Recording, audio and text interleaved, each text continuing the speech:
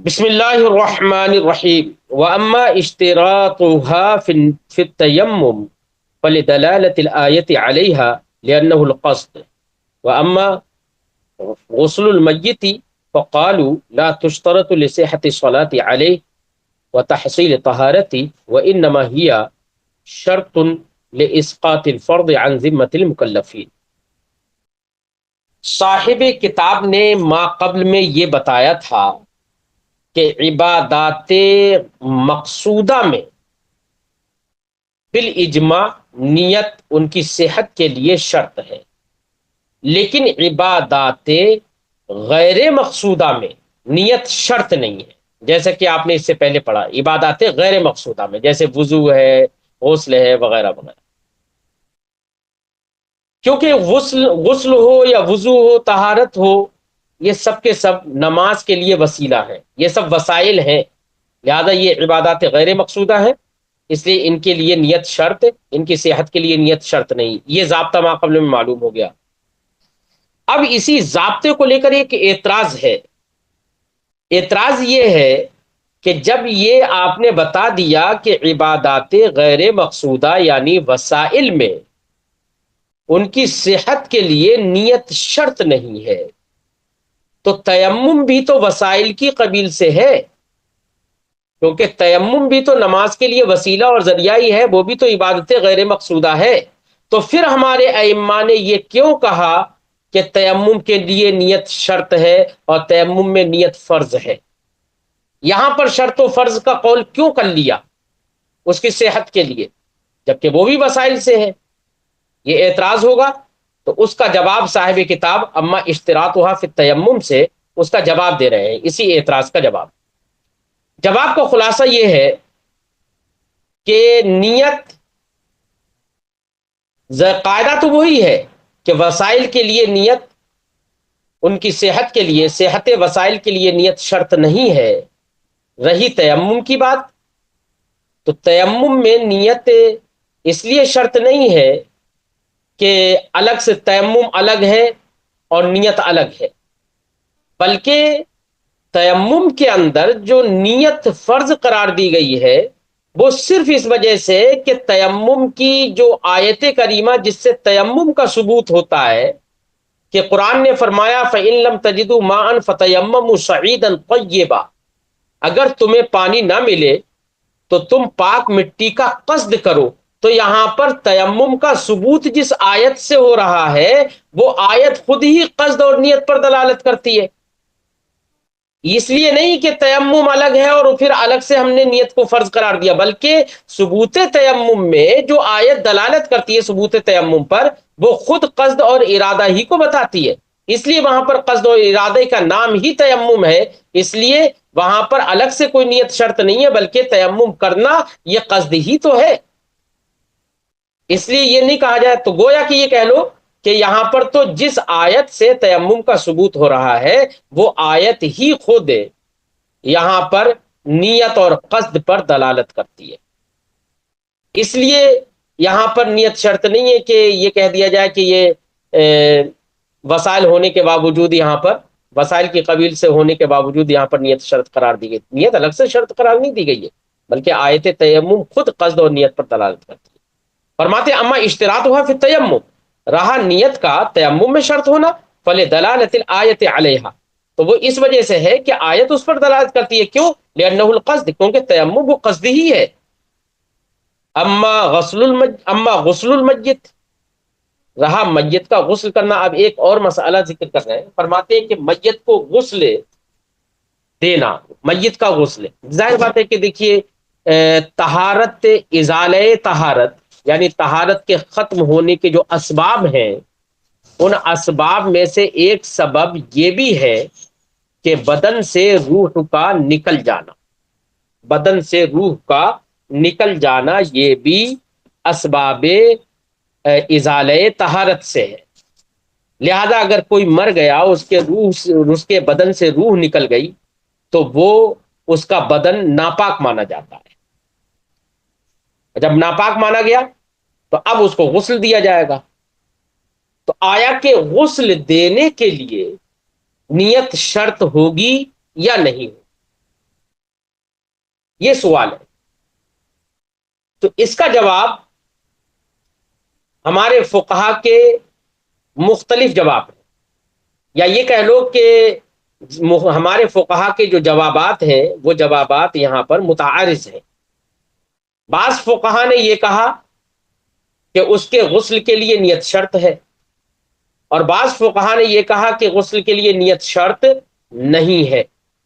امام قاضی خان نے دونوں طرح کی باتیں اور دونوں طرح کے قول فتاوی قاضی خان کے اندر ذکر کیے ہیں، کہ بعض نے کہا کہ غسل میت کے لیے نیت شرط ہے، اور بعض نے کہا غسل میت کے لیے نیت شرط نہیں ہے. دونوں طرح کے قول موجود ہیں. اب یہ گویا کے متعارض دو قول ہو گئے. تو امام ابن حمام رضی اللہ تعالی عنہ نے فتح القدیر میں ان دونوں قولوں کے درمیان تطبیق ذکر کی ہے، اور انہوں نے فرمایا کہ دونوں قولوں کے درمیان تطبیق یہ ہے کہ جن حضرات نے یہ کہا، پہلے تو یہ سمجھ لیجئے کہ یہاں پر دو امر ہیں. ایک امر یہ ہے کہ میت کو غسل، ظاہر بات ہے میت کا بدن ناپاک ہو گیا تو وہ خود سے تو غسل کر نہیں سکتا، کوئی بھی میت ہے وہ خود سے غسل نہیں کر سکتی.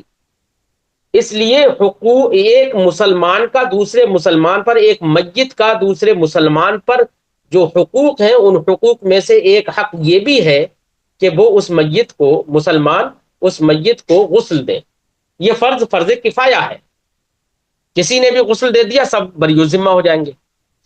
تو ایک یہاں پر جہت ہے غسل میت میں فرض کفایہ کی جو لوگوں پر ہے، اور دوسری جہت ہے غسل میت میں میت کا پاک ہونا اور اس پر نماز جنازہ کا صحیح ہونا. تو یہ دو جہتیں ہیں الگ الگ. اب جب یہ دونوں جہتیں آپ نے سمجھ لی تو صاحب فتح القدیر کی جو تطبیق ہے وہ انہی دونوں جہتوں کو لے کر ہے. انہوں نے یہ فرمایا کہ اگر میت کو غسل دیا اور نیت نہیں کی تو ایسی صورت میں میت کا غسل فی نفس ہی ہو جائے گا، میت پاک ہو جائے گی اور اس کا جسم پاک ہو جائے گا اور اس پر نماز جنازہ صحیح ہو جائے گی. لیکن لوگوں نے نیت غسل نہیں کی، اس لیے وہ لوگ جو ان پر فرض کفایہ تھا غسل دینا، جو وہ مکلف تھے غسل دینے کے، تو اس فرض کفایہ کی ذمہ داری سے وہ بری نہیں ہوں گے. اب دو باتیں ہو گئیں. لہذا امام ابن حمام نے یہ کہا کہ جن حضرات نے یہ کہا کہ غسل میت میں نیت شرط ہے، ان کی مراد نیت کے شرط ہونے سے یہ ہے کہ مکلفین اپنے ذمہ جو فرض کفایہ ہے اس فرض کفایہ سے بری ہونے کے لیے نیت کرنا شرط ہے. اور جنہوں نے یہ کہا کہ غسل میت میں نیت شرط نہیں ہے، ان کی مراد وہ ہے کہ میت کے غسل میں نیت شرط نہیں ہے، یعنی اس کے پاک ہونے کے لیے اور اس پر نماز جنازہ کے صحیح ہونے کے لیے. یہ اس طریقے سے امام ابن حمام نے فتح القدیر میں دونوں قولوں کے درمیان تطبیق پیش کر دی. بہرحال یہ بھی مسئلہ رہا اسی سے کہ نیت شرط ہے یا نہیں ہے. صحیح یہ ہے کہ غسل، آدمی غسل جو کرتا ہے نا، یہ سب وسائل اور ذرائع ہیں. غسل کرنا بھی یا غسل دینا بھی یہ ایک ذریعہ ہے، ایک سبب ہے نماز کی صحت کے لیے، کہ نماز جنازہ اس پر صحیح ہو جائے یا اس کا جسم پاک ہو جائے، اس کے لیے. اور یاد رہے کہ جو چیز ذریعہ اور سبب ہو، اگر وہ بغیر نیت کے بھی انجام دے دیا جائے تب بھی وہ فعل واقع ہو جاتا ہے. اس لیے یہاں پر بغیر نیت کے بھی اگر غسل دے دیا گیا تو صحت صلات، نماز جنازہ کا صحیح ہونا اور میت کا پاک ہونا یہ متحقق ہو جائے گا. ہاں، بریو ذمہ ہونے کے لیے لوگوں کا قصد کرنا ضروری ہے تاکہ وہ ان کے ذمے جو فرض کفایہ ہے غسل دینا، وہ اس ذمہ داری سے بری ہو جائے. فرماتے اما غسل المیت، رہا میت کا غسل فقالو، تو علماء نے فرمایا لا تشترط لصحت الصلاۃ علیہ، نیت میت پر نماز جنازہ کی صحت کے لیے شرط نہیں ہے، وہ تحصیل طہارتی، اور اس کے جسم کی پاکی کو حاصل کرنے کے لیے شرط نہیں ہے، وَإِنَّمَا هِيَ شَرْطٌ لِإِسْقَاطِ الْفَرْضِ عَنْ ذِمَّةِ الْمُكَلَّفِينَ، ہاں نیت شرط ہے مکلفین کے ذمہ سے فرض کو ساقط کرنے کے لیے۔ یہ امام ابن حمام کا قول صاحب کتاب نے یہاں پر نقل کر دیا، جو اس کے تطبیق کا قول ہے، جبکہ فتاوی قاضی خاں میں دونوں طرح کے قول موجود ہیں۔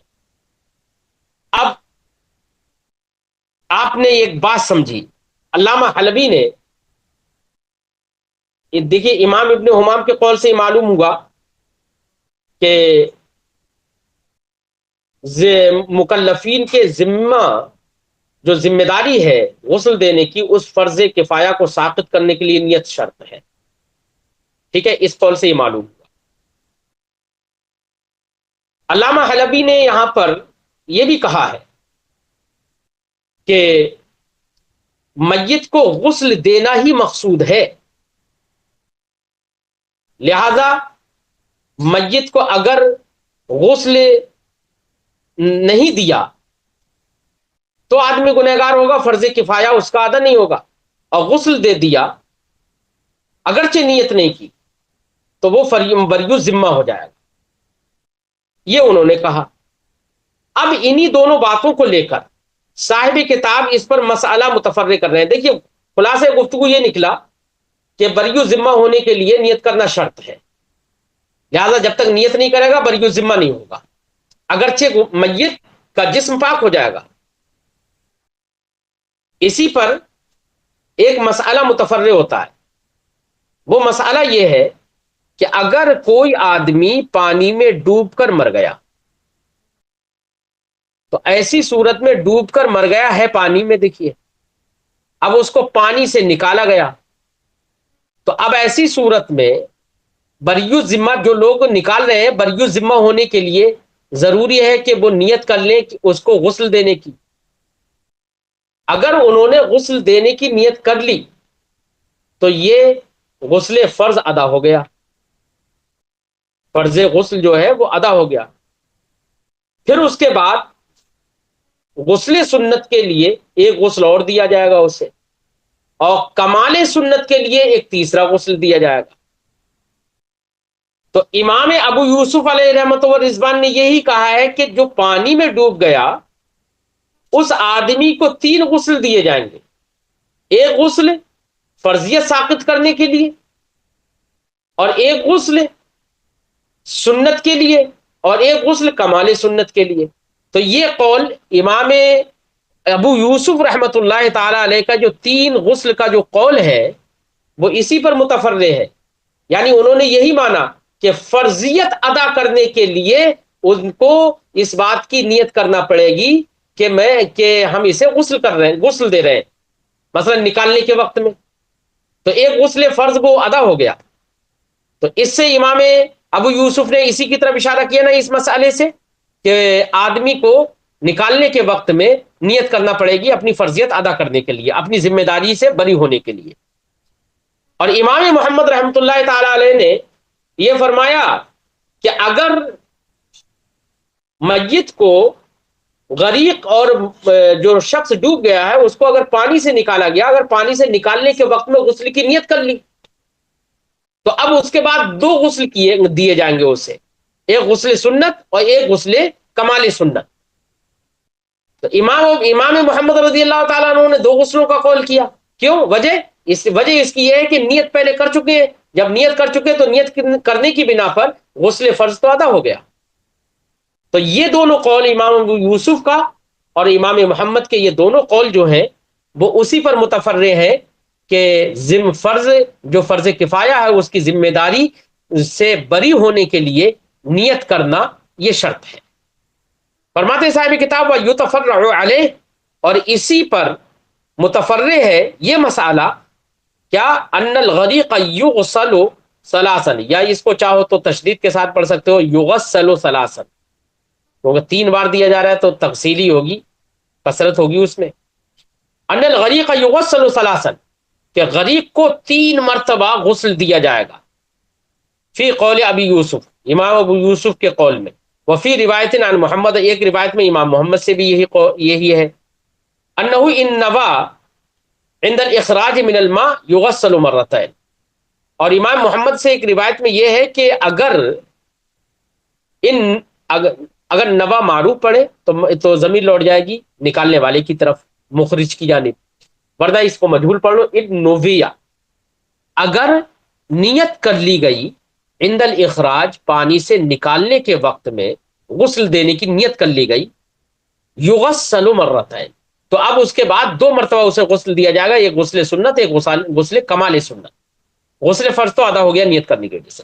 وَإِن لَمْ يُنْوَ، وَإِن لَمْ يُنْوِ، يُنْوَ نہیں، وَإِن لَمْ يُنْوِ، اور بلکہ یہ کہو کہ اس کو مجہول پڑھیں گے تو یونوا ہی پڑھیں گے، اس کو معروف پڑھیں گے تو لم ینوی پڑھیں گے. وَإِن لَمْ يَنْوِ، اگر تو ماقل میں اگر معروف پڑھیں ان نوا تو یہاں پر بھی معروف پڑھیں ان لم ینوی. ماقل میں اگر مجہول پڑھا تو یہاں پر بھی مجہول پڑھ لیں ان لم یونوا، اس طریقے سے. وَإِن لَمْ يَنْوِ، اور اگر نیت نہیں کی ہے نکالنے والے نے، صدفہ ثلاثن اے فیغسل ثلاثن، تو 3 مرتبہ غسل دیا جائے گا. کیوں؟ اس لیے کہ ابھی فرضیت ادا نہیں ہوئی. وعنہ، اور امام محمد رضی اللہ تعالیٰ عنہ سے ایک روایت یہ بھی ہے، یغسل مرۃ واحدہ، 1 مرتبہ غسل دیا جائے گا، جس میں وہ نیت کریں تاکہ وہ فرضیت اپنی ادا کر سکے. اور رہی سنت یا کمال سنت تو وہ لازم اور واجب نہیں ہے، کما فی فتح القدیر، جیسے کہ فتح القدیر میں ہے. یہاں تک بات یہ ہو گئی. اما فی العبادات کلھا، یہ تو عبادات غیر مقصودہ کی بات تھی. رہی عبادات مقصودہ، تو یہ تو آپ نے معقول میں پڑھ لیا کہ تمام عبادات مقصودہ میں نیت شرط ہے بالاجماع. ٹھیک ہے، لیکن چونکہ یہاں پر یہ بات جو بالاجماع شرط قرار دیا، یہ بات کلی نہیں ہے، اس میں کچھ عبادات مقصودہ وہ ہیں کہ جو اس ضابطے سے اور اس قاعدے سے مستثنا ہے. مثلا اسلام ہے، اسلام لانا یہ عبادت مقصودہ ہے، اسلام لانا یہ عبادت مقصودہ ہے. اور ماقل میں بتایا گیا کہ تمام عبادات مقصودہ میں نیت شرط ہے، تو اس ضابطے سے اسلام خارج ہے، اسلام مستثنا ہے. کیوں؟ اس لیے کہ اسلام کی صحت کے لیے نیت شرط نہیں ہے، اگرچہ اسلام عبادت مقصودہ ہے.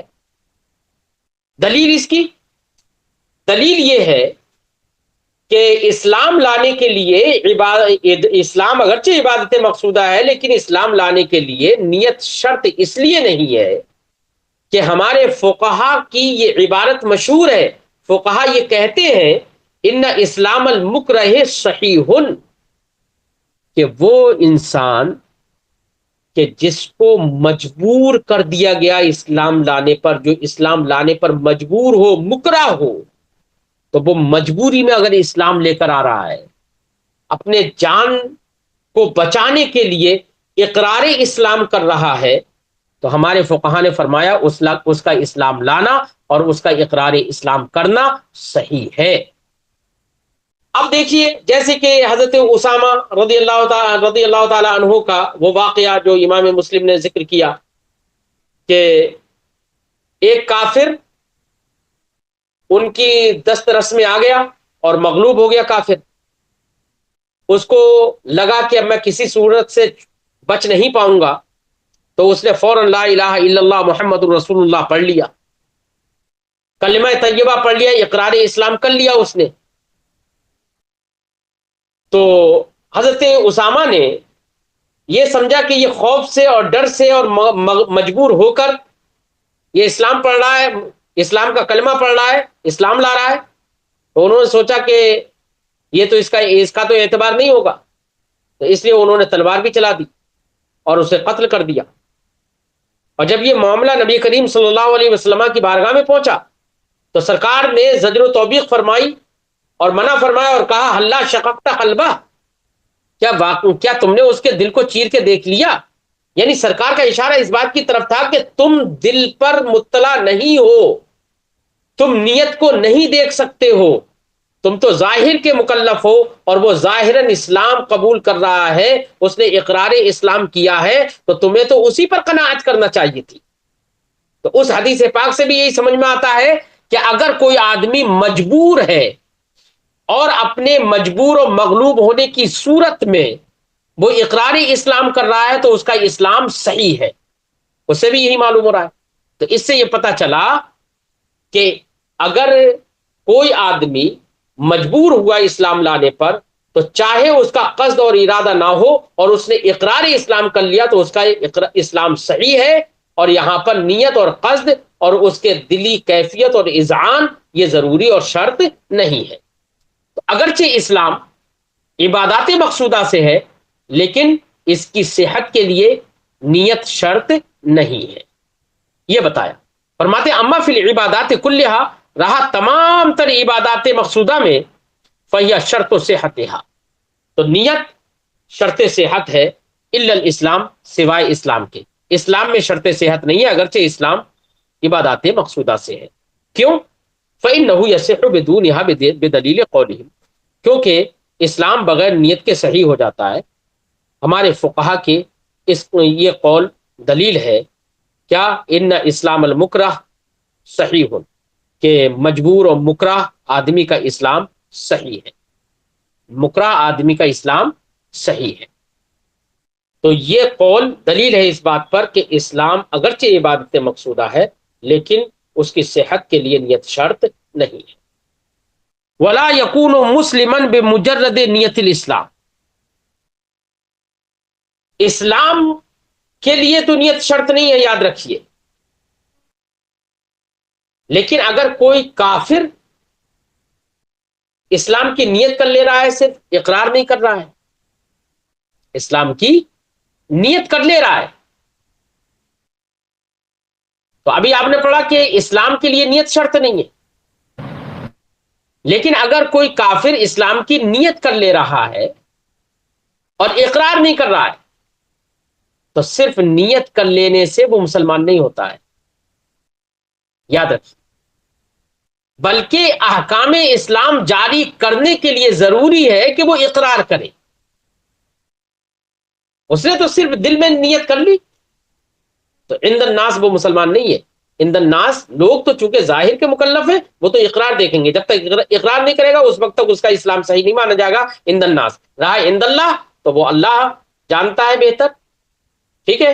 اگر واقعی اس نے دل سے اسلام قبول کر لیا ہے اور اقرار نہیں کیا تو عند الناس تو وہ مسلمان نہیں ہوگا، لیکن عند اللہ وہ مسلمان ہو سکتا ہے اور ہوگا، اگر واقعی اس نے دل سے کر لیا۔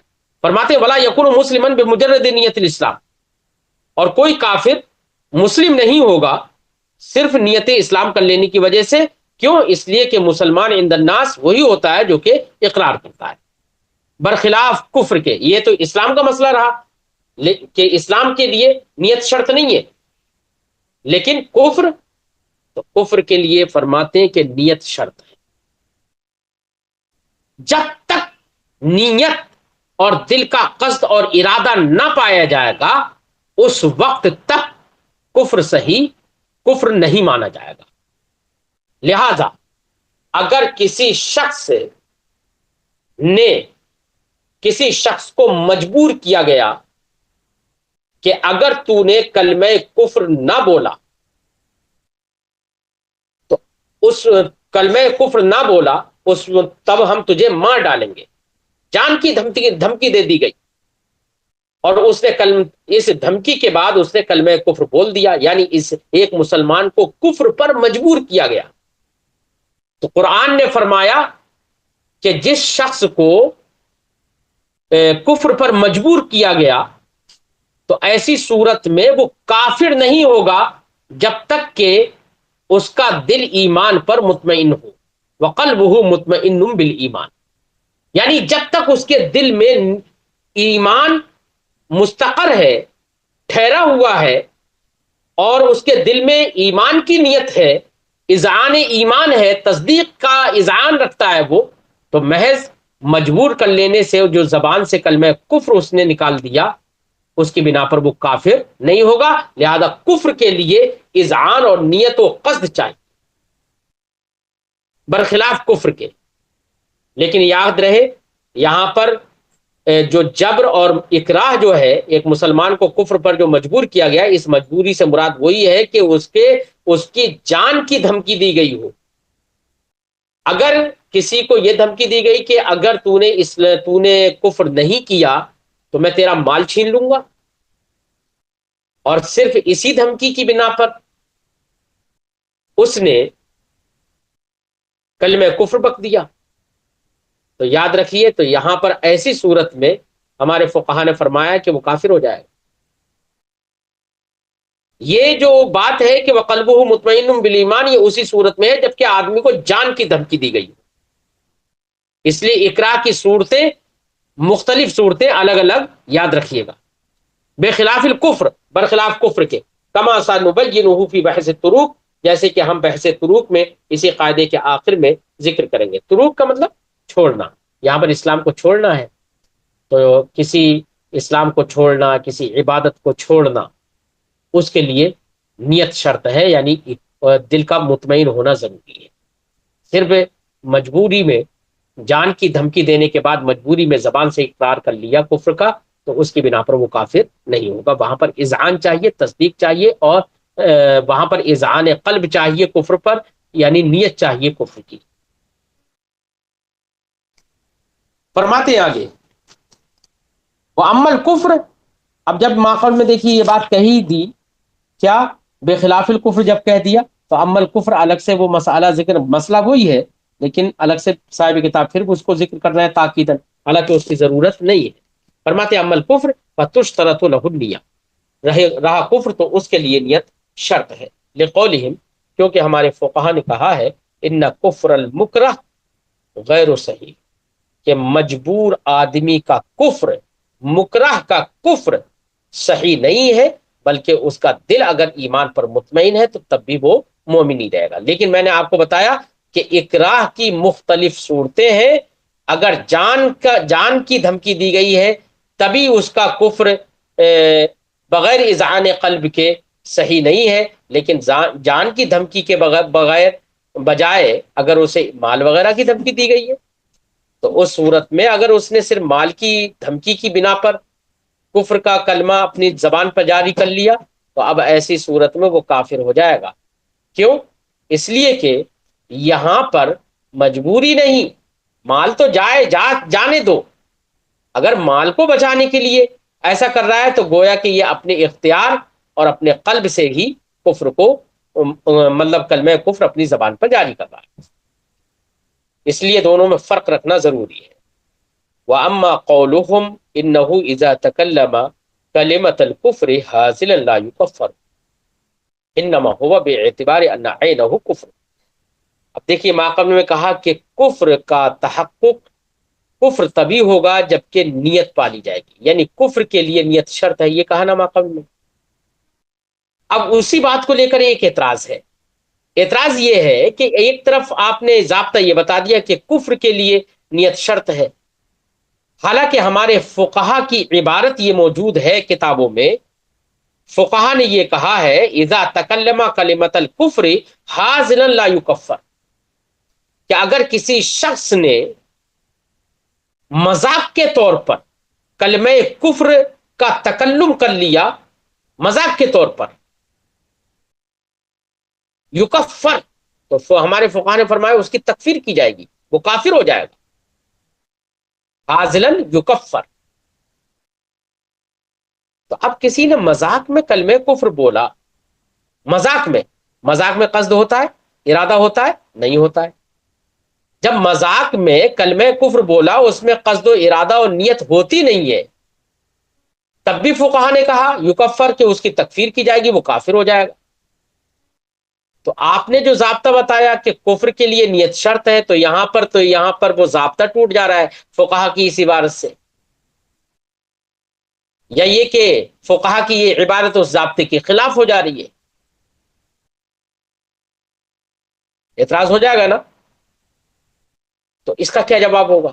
تو صاحب کتاب اس کا جواب دے رہے ہیں، فرماتے اما قولہم، رہا فقہا کا یہ کہنا، انہ اذا تکلم کلمۃ الکفر حاضلا یکفر، کہ اگر کسی شخص نے کلمہ کفر مذاق میں بول دیا، یکفر تو اس کی تکفیر کی جائے گی۔ تو فقہا کا یہ کہنا یہ بتا رہا ہے کہ کفر کے لیے نیت شرط نہیں ہے، مذاق میں نیت نہیں ہوتی ہے پھر بھی تکفیر ہو رہی ہے، اس کا مطلب بغیر نیت کے کفر ہو گیا۔ تو اس کا جواب فرماتے انما ہوا باعتبار ان عینہ کفر، جواب کا خلاصہ یہ ہے کہ دیکھیے یہاں پر نیت کی بنا پر نہیں، یہاں پر یہ نہیں کہا جا رہا ہے کہ یہاں پر کفر بغیر نیت کے ہو جا رہا ہے، بلکہ یہاں پر جو کفر ہو رہا ہے وہ اس وجہ سے ہو رہا ہے کہ بعض الفاظ ایسے ہیں یا بعض چیزیں ایسی ہیں جن کو شریعت مطہرہ نے علامت تکذیب قرار دیا ہے، لہذا مذاق میں کلمہ کفر کہنا اس کو بھی شریعت مطہرہ نے مخالف تصدیق یعنی تکذیب کی علامت قرار دیا ہے، لہذا یہ کلمہ کفر مذاق میں بولنا یہ بعینی ہی کفر ہے۔ جب بعینی ہی کفر ہے تو یہاں پر تکفیر اس لیے نہیں ہے کہ اس نے یہاں پر نیت نہیں پائی گئی، بلکہ یہ تو بعینی ہی کفر ہونے کی وجہ سے شریعت مطہرہ نے اس کو علامت تکفیر قرار دیا ہے، علامت کفر قرار دیا ہے، اس لیے یہاں پر اس کی تکفیر ہو رہی ہے۔ نیت اور عدم نیت کا تو یہاں مسئلہ ہی نہیں ہے، یہ تو عین کفر ہے، علامت کفر ہے۔ یہ ایسے ہی ہے کہ اگر کوئی شخص نماز پڑھتا ہے، روزہ رکھتا ہے، پکا سچا مومن بھی ہے، اس کے باوجود کسی بت خانے میں جا کر وہ بتوں کو سجدہ کرنے لگے، سجدہ کر لیا اور وہ کہتا ہے میں نے سجدہ کیا ہے لیکن میرا دل تو ایمان پر مطمئن ہے، میں دل سے اس کو سجدہ نہیں کر رہا ہوں، تو ایسی صورت میں چونکہ اس کا یہ فعل عین کفر ہے، اگرچہ اس کا دل مطمئن ہو ایمان پر، لیکن اس فعل کو شریعت مطہرہ نے عین کفر قرار دیا، اس لیے اس شخص کی تکفیر ہوگی اور اس کی یہ بات معتبر نہیں ہوگی کہ میرے دل میں تصدیق تھی، میں نے تو صرف ایسے ہی سیاست کے طور پر بت کے سامنے سجدہ کر لیا تھا، یہ بات اس کی معتبر نہیں ہوگی، کیونکہ شریعت نے اس فعل کو عین کفر قرار دیا، علامت کفر قرار دیا۔ یہ ایسے ہی ہے۔ فرماتے اما قولہم، رہا فقہا کا کہنا انہ اذا تکلم کلمۃ الکفر حاضلا یکفر، جب اگر کسی شخص نے کفر کا کلمہ بولا مذاق میں، یکفر تو اس کی تکفیر کی جائے گی۔ تو فقہا کا یہ قول انما ہوا باعتبار ان عینہ کفر، یہ اس اعتبار سے ہے کہ یہ کلمہ کفر حاضلا بولنا ہی یہ عین کفر ہے، کما علم فی الاصول، جیسے کہ اصول میں من بحث الحزل، مذاق والی بحث کے جو اصول ہیں ان اصول میں یہ بات معلوم ہو چکی ہے۔ ٹھیک ہے۔